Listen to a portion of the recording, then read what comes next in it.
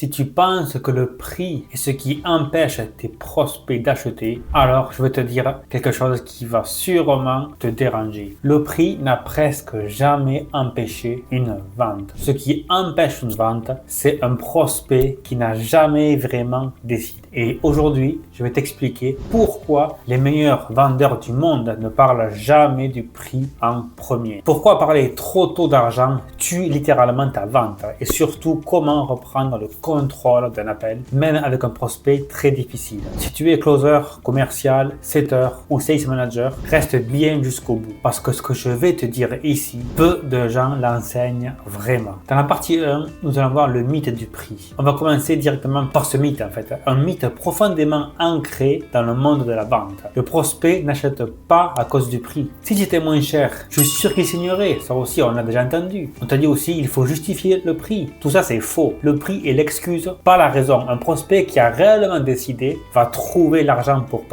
acheter en fait, pour passer à l'action. Il trouve aussi le temps de faire. Il trouve aussi la solution. Un prospect qui n'a pas décidé, qu'est-ce qu'il va faire en fait? Il va comparer. Il va essayer aussi de négocier. Il va parfois aussi repousser sa décision à plus tard. Il va demander à réfléchir. Le fameux « je vais réfléchir », je suis sûr qu'on t'a déjà fait ça. Et la majorité des vendeurs font exactement l'erreur suivante. En fait, ils vont parler du prix avant que la décision ne soit prise. Et à ce moment-là, le prix devient une barrière psychologique pour ton prospect en fait, alors qu'il aurait pu être une simple en fait formalité. Exemple classique que tu as déjà vu 100 fois. Le vendeur explique son offre, puis il va annoncer le prix. Silence. Le prospect dit c'est un peu cher. Et là, panique. Le vendeur commence à justifier. Et qui se justifie se crucifie. Il va commencer aussi à expliquer, à vouloir comparer son offre à celle d'un concurrent, à défendre son offre. Et erreur fatale. À ce moment précis, en fait, le prospect n'achètera pas. Peu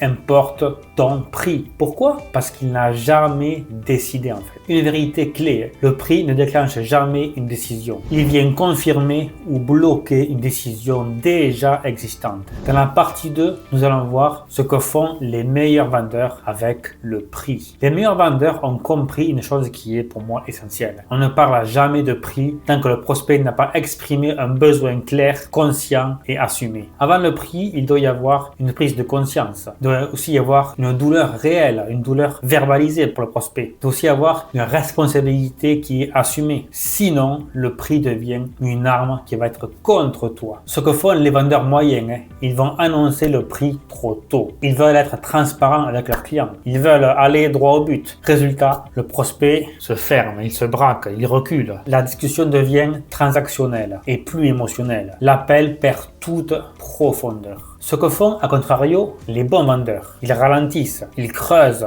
les douleurs. Ils posent des questions comme « Qu'est-ce qui se passe si rien ne change pour vous dans les 6 prochains mois? Pourquoi maintenant et pas dans 6 mois par exemple ?» Ou alors aussi, ils vont poser comme question « Qu'est-ce que ça vous coûte de rester dans cette situation? Dites-moi. » Ces questions en fait préparent le terrain émotionnel. Quand le prix arrive ensuite, il n'est plus perçu comme une dépense, mais comme une solution logique. Vérité clé numéro 2. Le prix n'est jamais trop élevé. Il est juste annoncé au mauvais moment. Dans la partie 3, nous allons voir comment parler du prix sans tuer ta vente. Maintenant, on va entrer dans le concret. Voici la vraie séquence que les meilleurs vendeurs utilisent. Étape numéro 1, faire formuler le problème par le client, pour le prospect. Pas par toi, mais par lui en fait. Quand un prospect dit « Oui, clairement, ça ne peut plus continuer comme ça », la vente commence en fait. Tu dois faire dire et ne pas dire à la place du client. Étape 2, faire formuler le désir de changement. Pas « Notre solution va vous aider ». Ça c'est nul. Mais qu'est-ce que vous aimeriez voir changer concrètement chez vous? Quand le prospect décrit lui-même la transformation, le prix perd 50% de son poids en fait. Parce que c'est lui qui est verbalise. Étape 3, introduire le prix comme une information et pas une défense. Les meilleurs vendeurs annoncent le prix sans émotion. Pas de justification, pas d'excuses, pas de discours. Puis ils se taisent. Le silence fait le travail. Vérité clé numéro 3. Celui qui parle après le prix a perdu. Celui qui se tait garde le contrôle de l'appel. Partie numéro 4, nous allons voir pourquoi justifier le prix tue littéralement ta crédibilité. Un point qui est très important.